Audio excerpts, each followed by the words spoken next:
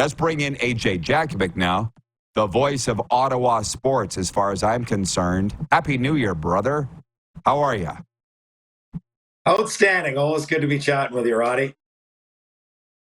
It's always an outstanding day when we're chatting, my dude. Are you the voice of the Blackjacks this year, too? I am. Yeah. Blackjacks, Atletico Ottawa, Good. PWHL Ottawa, REDBLACKS. I think that's it. Good for you, man. I love it. I could think of nobody better. I don't know where to start with you other than they're wanting the Grey Cup predictions here. There's not a lot of votes for the REDBLACKS coming in. Tell me why there should be. Yeah, I mean, look, I'm cautious. I'm not going to sit here and tell you the Ottawa REDBLACKS are going to be playing in the Grey Cup in Vancouver because they have to prove it. They've won 14 games in 4 years. I think there's a lot of optimism, cautiously, about the offseason that they had. And, you know, one of the reasons I think that they should be better is I just like that quarterback room. They've got a lot of depth there. They brought in Drew Brown, who I thought was outstanding as a backup. Now, small sample size, but you look at what he did in Winnipeg when Zach Collaros went down, and they didn't skip a beat. So you've got Dustin Crum, who I think, you know, under trying circumstances, he was supposed to be the number 4 guy last year, and he started the majority of the games. So you've got him, who I think should be able to take a step. And then, you know, just looking at rookie camp yesterday, being there at TD Place, both Jeremiah Masoli and Tyree Adams look pretty good in terms of just guys coming off a knee injury and an ACL injury and an Achilles injury for Masoli. So I feel like if they go down a couple of quarterbacks this year, and it seems like that's almost the norm, certainly here in Ottawa in recent years and around the league, you need at least 2 quarterbacks to win. And I think with what they have here, if all those guys are healthy, that should be a pretty good start. They bolstered their receiving core with Dominique Grimes. On defense, the front was already one of the best in the league. The secondary struggled, so we'll see if the secondary can find a way to be better, because that was, for me, the worst Ottawa secondary that I've seen since they've entered the league. But I do think they're going to be better. Does that mean 7 wins? Does that mean 10 wins? I guess we'll wait and see. There's a lot of good teams around the league. I think there's going to be a lot of parity. And, I mean, Roddy, do you ever remember a time when you've had 7 of the 9 coaches in the league that won a Grey Cup? So there's a lot of experience in the right spot as well. Yeah, for sure. Man, you just threw a lot at me. My mind's racing. And to be honest, it's funny because I think I'm going to say I'm a hockey guy that did football for a long time. I think you're the same, if you don't mind me outing you as a hockey guy. Well, I know who your dad is, right? So I think that's your number one sport.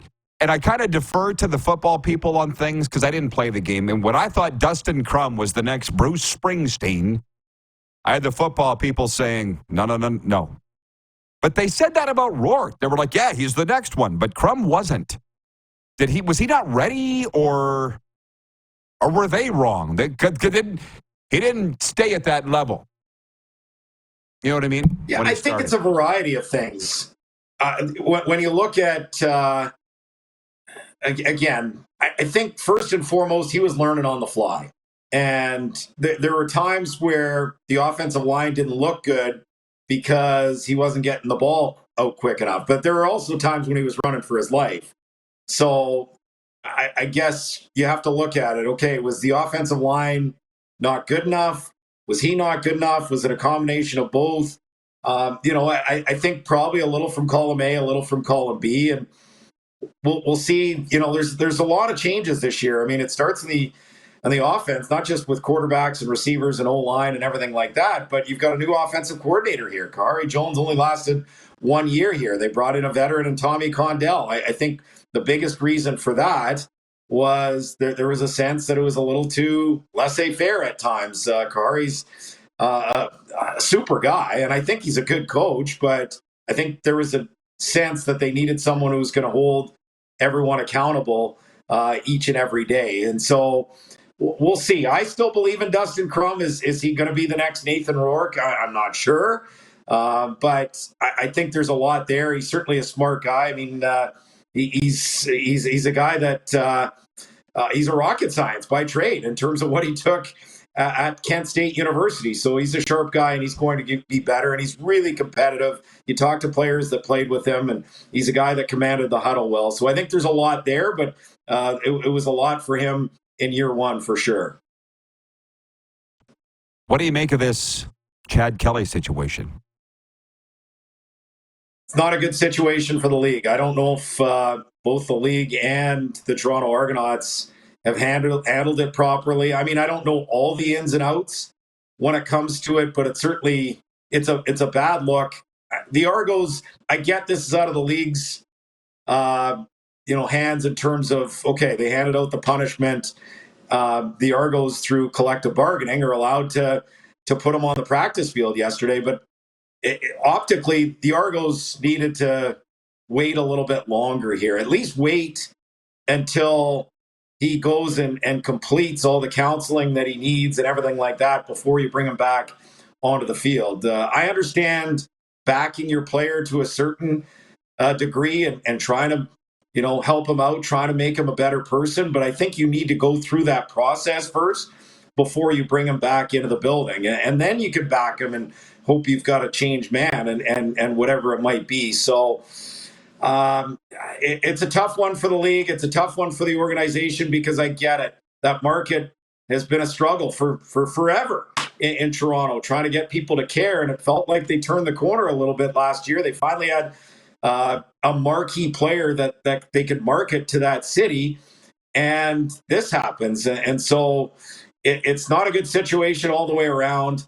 I don't know what the answer is in terms of, should he be out of the league completely or whatever, or should he get a second chance?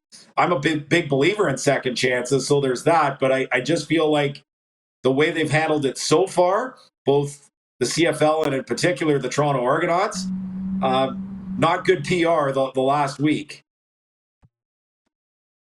Yeah, I'm like, what's an example of a team handling things well? The Chicago Blackhawks scandal, all the scandals, the hockey. Yeah. What's a good way to handle this stuff? I have literally no idea. I would be remiss if I didn't finish on this. I'd be remiss if I didn't ask you about Travis Green, the new head coach of the Ottawa Senators. Is it getting the thumbs up or thumbs down from you? Thumbs up for me. A thumbs down from the city to start, and I wonder if the last few days has helped. But I wanted to at least wait and see and give him an opportunity. Number one, to go through training camp and the start of the season and everything like that, but also just listen to what he had to say, to listen to what actual people in the dressing rooms that have played for Travis Green have had to say. And, for example, Frankie Corrado, who I think does a great job at TSN, he was on our radio station at TSN 1200 earlier this week, played for him for 2 years in Utica, and had nothing but things to say about him as a coach and essentially the guy that they need at this time. And they need somebody who's going to hold them accountable. They need somebody that is going to lay down the law. And I think it seems like he's got a pretty good mix of someone that will do that, but also cares for his players.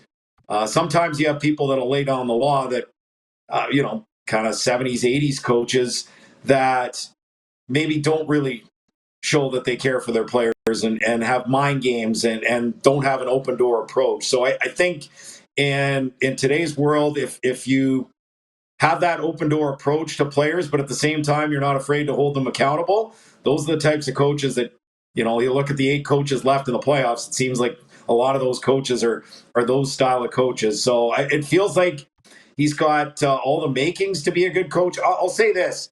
The Ottawa Senators have to be a playoff team. Like when you watch the playoffs right now and you look at Dallas, Colorado, or Rangers, Carolina, I mean, both those series have been fantastic so far. The Ottawa Senators don't look anywhere near that, but they don't have to be in that category by the end of next year, and nor will they. You look at the East and you look at who made the playoffs at the bottom, and Washington and the New York Islanders and the teams that were right there, Philadelphia, Detroit. Ottawa, with the talent that they have, they should be in that mix. They should be able to make the playoffs. That's the next step. They need to kind of look at what Vancouver did, rebuild the bottom of the bottom 6 of their forwards, rebuild their defense a little bit. They don't have to blow up the core. They just have to support with better roster construction, a little more size and defensive players on the back end, and some more veterans to surround this young group. So if they do those things, and Travis Green does the things that I think he's capable of, and the players want to be coached, and I think they do want to be coached. They talked about that at exit meetings. So if they want to hold themselves accountable as well, then I think this team has the ability to take a big jump. They're not going to be Stanley Cup contenders right away, but I do think this 7-year playoff drought could come to an end next year if they make the right moves. Wonderful analysis. You're the best. You're also the busiest man that I know in broadcasting. So thank you for fitting us in, AJ. Good luck with the season. Hope we can do it again down the line here. Always have time for you, Roddy. Take care. Thank you, partner. AJ Jakubec from TSN Ottawa Radio.